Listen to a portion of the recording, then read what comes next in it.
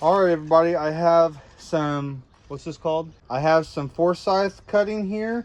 What I've done is I've taken a good cutting that has a lot of good green growth, so it has some vigor here. And what I want to do is I want to peel back some of the bark, about 2.5 inches or so back. And then we're going to take some, we're actually causing trauma to this so that the limb wants to put out some growth.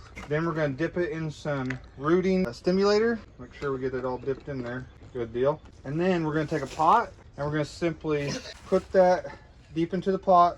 We're going to water that in, keep it good and moist, and we should start seeing some root growth here in a few weeks. What I'm going to be looking for is I'm going to look for no dieback and continued growth, and we're going to keep this in a good, moist, damp environment. And as long as we continue to see green growth and not a lot of dieback, then we'll know that things are progressing in the right direction. I have a couple more that we're going to do later on.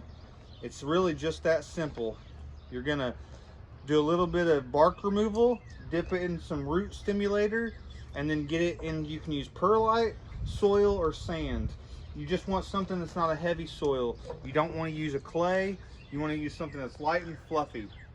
Here we go. Now the best time to get a cutting is actually off of new wood, but it's early in the year. This house is abandoned, and I'm just going to go ahead and try to find a limb. It's got some good green growth on it, and take a couple of cuttings. So let's see what we got here. This one here looks pretty good. It's got a lot of greenery on it. It's pretty good size to it. Let's go ahead and go back. See what else we got. Back side here needs something that's got a lot of green growth. I'm gonna trim that here. Come back here. That'll be good. And like I said, we want something with some green growth on it that's wanting to grow. This one here, cut the dead off, trim, and then come back about here. All right, that's all there is to it. Like I said, this thing, they've let this bush go. No one lives here right now. No one's gonna miss that.